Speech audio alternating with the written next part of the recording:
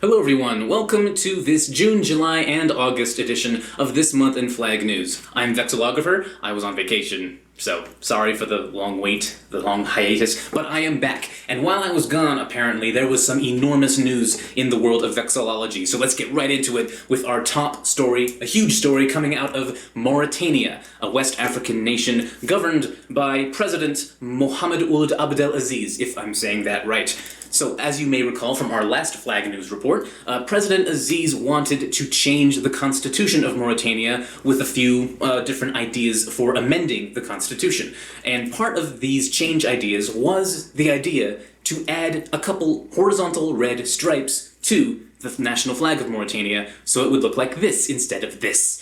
The president decided to bundle all these amendments into one sort of package of amendments and send it through the national legislature of Mauritania, which meets in the capital city of Nouakchott. So the legislature in Nouakchott is divided into the National Assembly and the Senate. Now, the National Assembly approved his bundle of amendments, but the Senate rejected it, partially because one of the amendments would have gotten rid of the Senate. The Senate didn't like the idea of, being abolished, so the Senate rejected it. So basically how this went down was that the president thought he had a shot in Nouakchott, but Nouakchott shot it down. Thank you so much. But President Aziz was not going to take a no for an answer. No. He decided to put this package of amendments to a national referendum so that the citizens of Mauritania as a whole could vote on them instead of that pesky legislature not doing what he wants. So the referendum was just last month here in August, and the results are in. 86% of the vote was in favor of his amendment bundle. So yes, Mauritania has a new flag, and yes, the Senate is gone, you can kiss the Senate goodbye, and yes, President Aziz kinda has a little more power now, and based on what other African dictators do, he might be around for a while. So, Mauritania, hope you like your new flag, and I hope you like President Aziz. And this is fascinating because it's been about 5 years since the last major flag change in the world for a country. Malawi in 2012 was the last big one. But also, because of this flag change, Jamaica is now the only country in the world that has a flag with no red, white, or blue on it. So, congratulations, Jamaica. I guess that makes you the most hipster country in the world as far as flags are concerned. So there you go. Time to update all your Mauritania flags, everyone. Let's move on to our next story. Our next story comes from the state of Karnataka in India. Now, in July, the state government of Karnataka formed a panel to look into the idea of creating an official state flag for Karnataka. And people freaked out and started arguing and debating and everything. You might think, why is this something to freak out about? Brazil's states have flags, the USA states have flags, Australia's states have flags, but in India, there are 29 Indian states, only one of them out of 29 states has a flag. There are a lot of people who think that the Indian national flag should be the only flag around. Some people think that states having their own flags might divide the country or something. But many people in Karnataka would love to have their own official flag to celebrate their state's unique identity. And it really is a unique, fascinating place. It's got thousands of years of amazing history. It's home to the Kannada people. It's also home... Wrong Kannada. Thank you. It's also home to the Kannada language, which has over 30 million speakers. So it makes a lot of sense why the people of Karnataka might want an official state flag. And in fact, this flag here is sort of an unofficial Karnataka state flag, and you can see it being flown quite a lot in the state, especially on November 1st every year, because that is the anniversary holiday of when Karnataka became a state. So this unofficial flag might be the basis for any official flag that this panel might make sometime in the future. So back to this panel. Since July, when the panel was formed, we have heard nothing. We haven't heard anything from this panel since July. We haven't heard anything from them. So we're not sure if they're actually going to do this or not. We're just going to have to wait and see. Or as they say in the Kannada language, wait and see, eh? That's not the right Canada. Okay, there's a little backstory you need to know behind this one.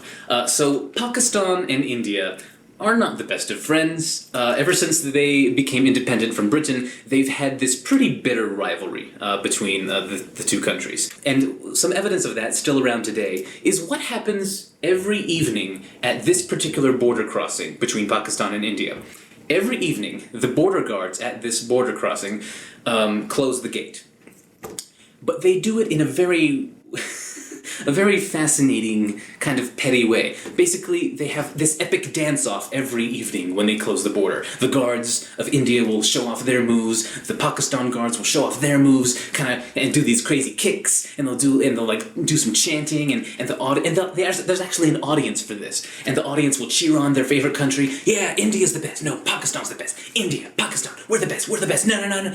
And it's amazing. It's amazing. At least they shake hands during this whole thing, but it's basically this who's the better country contest every evening at the border. So, in March of this year, India decided to build a super tall flagpole. It's 350 feet tall, and they built it right at this border crossing, basically saying, "Ha Pakistan, we're the better country. Look at our awesome tall flag." So how did Pakistan respond? Well, apparently their response was challenge accepted, because just now, on August 14, Pakistan unveiled a 400-foot tall flagpole right at the border. So basically saying to India, "Ha, we're the better country now, look at our flagpole. We're taller than yours." So India and Pakistan are still feuding. Guys, you need to chill. You all need to chill, guys. What? You gotta stop this. You need to hug it out. You need to talk it out, or something, before you start building flagpoles to space.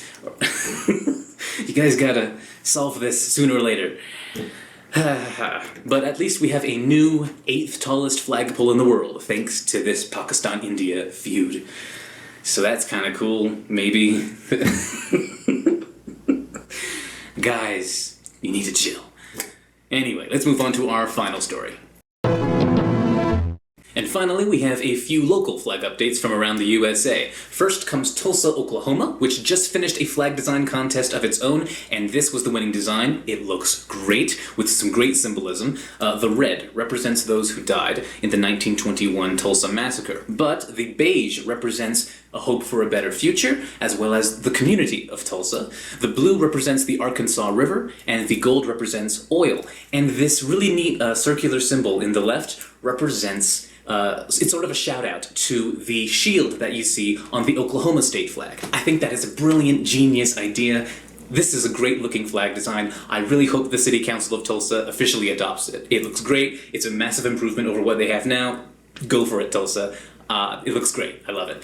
Also, Pocatello, Idaho, which we've been following for a while, finally adopted a new city flag after their flag contest ended. This is the winning design that finally got adopted.